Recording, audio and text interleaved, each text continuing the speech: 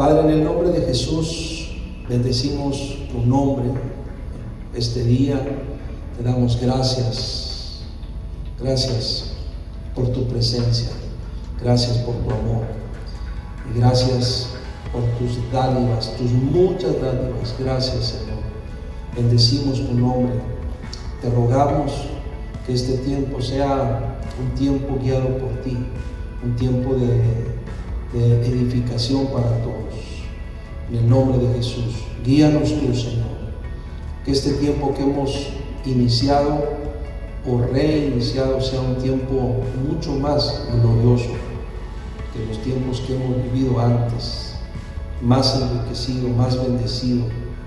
Gracias, Señor, porque sé que así lo harás. Gracias en Cristo Jesús. Amén y amén. Vamos a abrir las Escrituras en la segunda carta del apóstol Pedro, en el capítulo 1. Segunda de Pedro, capítulo 1.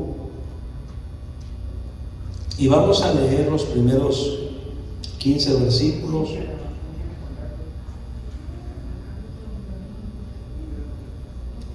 Repito, segunda de Pedro, capítulo 1, versículos 1 al 15. Cuando pensé y estuve orando sobre este tiempo de enseñanza, pensé cómo es que en la iglesia y en las iglesias locales, por ejemplo, desde que yo llegué a una iglesia cristiana, se acostumbra, o muchas iglesias locales tienen ese, yo pienso, buen hábito de tener lo que conocemos como un tiempo de enseñanza. Cuando yo llegué a una iglesia, a ese tiempo se le llamaba la escuela dominical.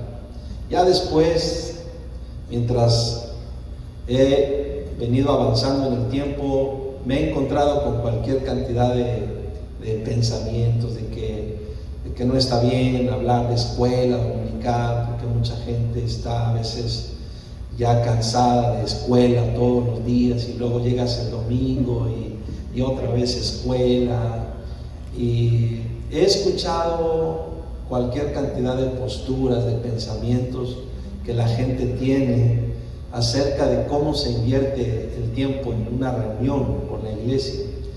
Lo cierto es que estoy seguro que todos los que estamos aquí nos hemos dado cuenta que la mejor forma de crecer en la fe, en la comunión con Dios y en el Señor es estudiando las Escrituras, leyendo las Escrituras, orando, por supuesto, pero estudiando las Escrituras.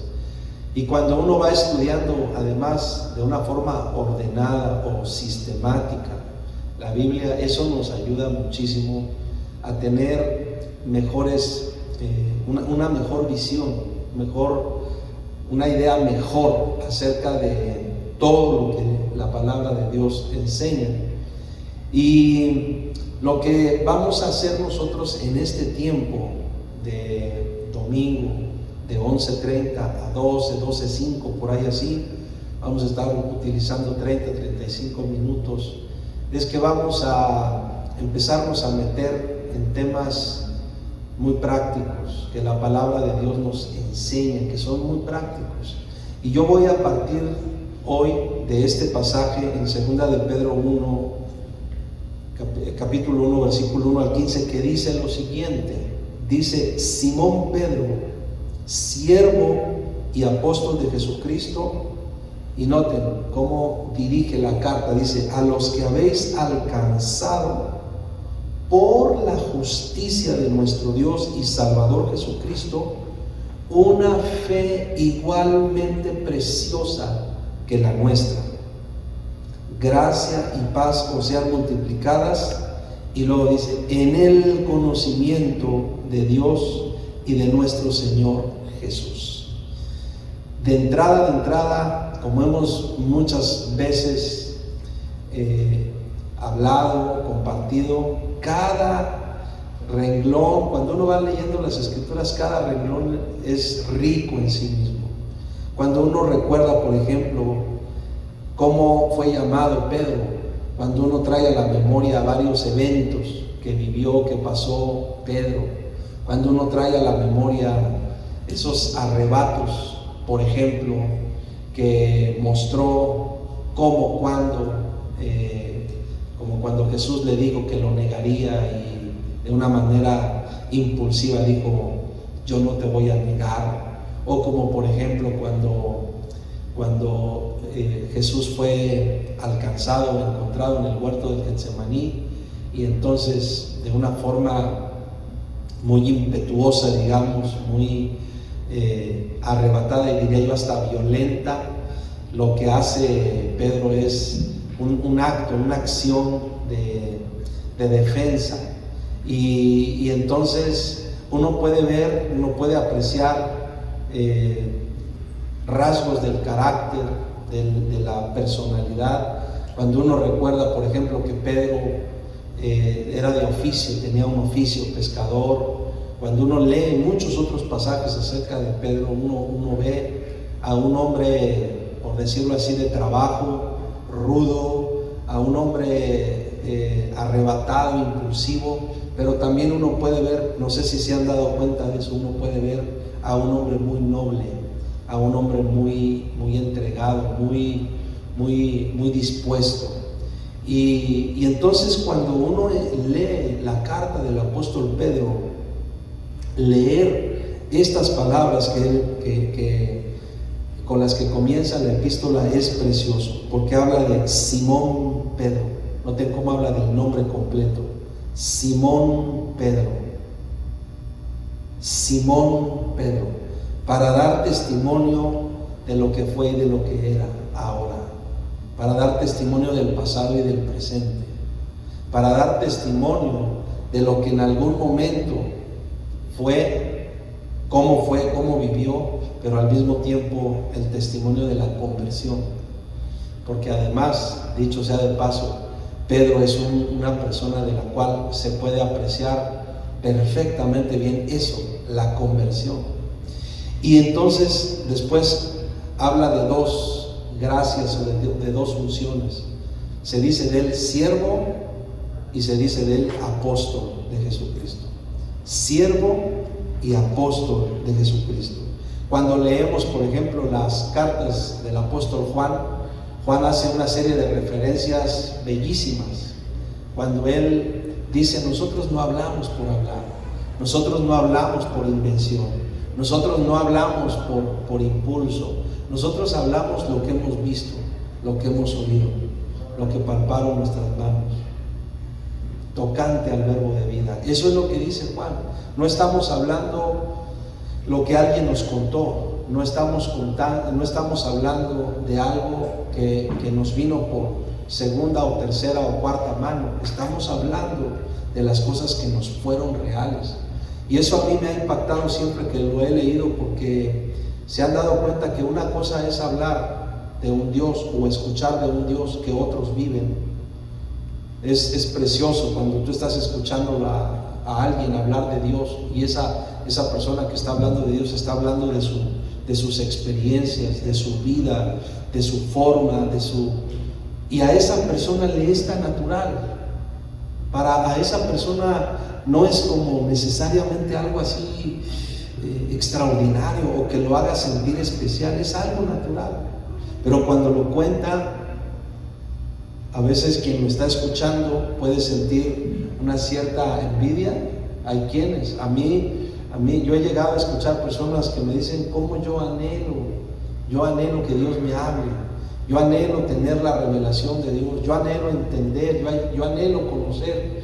Y yo cada vez que alguien me dice eso, yo les digo, es que la única forma de que tú puedas tener revelación, conocimiento, comunión, entendimiento, discernimiento es afirmando tu corazón en el Señor, conociéndolo en verdad, comiendo las Escrituras.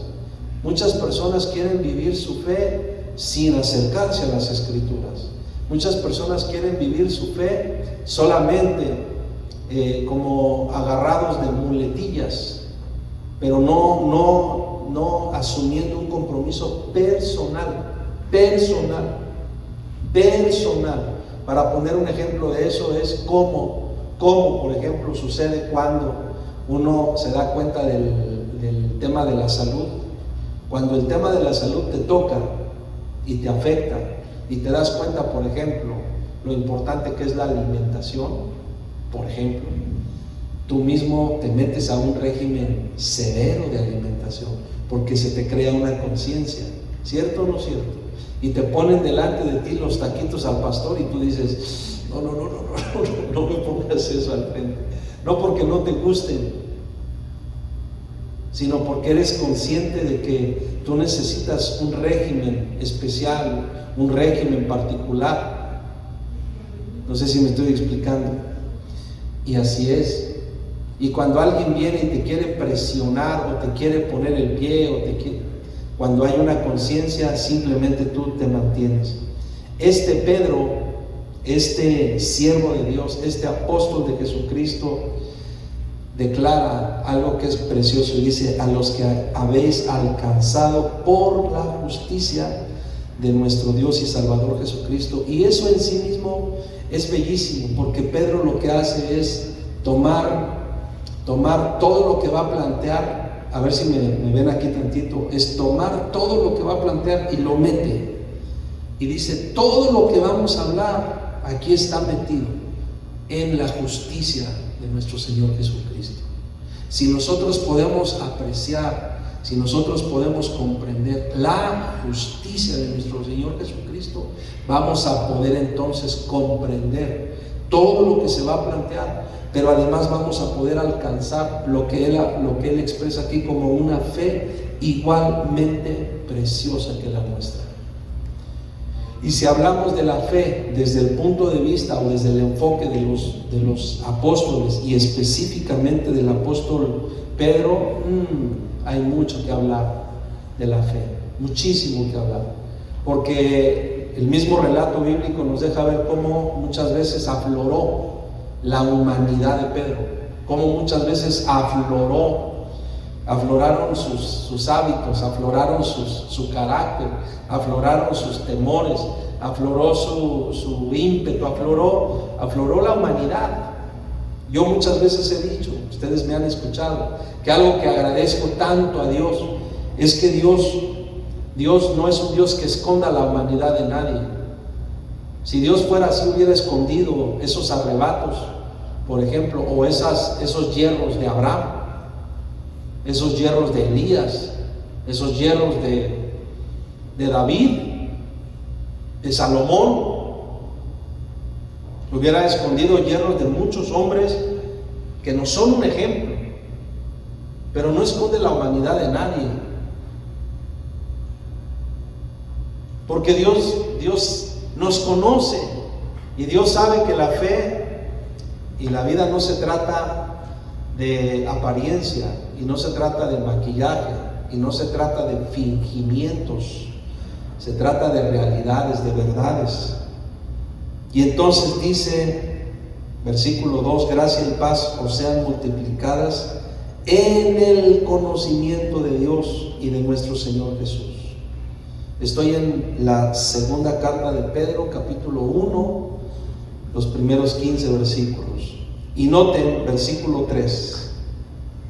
Dice: como todas las cosas que pertenecen a la vida y a la piedad nos han sido dadas por su divino poder, mediante el conocimiento de aquel que nos llamó por su gloria y excelencia. Como todas las cosas que pertenecen a la vida y a la piedad nos han sido dadas por su divino poder, mediante el conocimiento de aquel que nos llamó por su gloria y excelencia. Me voy a detener en este versículo 3 en particular, para hablar de 4 premisas que van a ser de 3 premisas que van a ser las premisas sobre las cuales vamos a estar nosotros invirtiendo y ocupando este tiempo de enseñanza de los domingos. Vamos a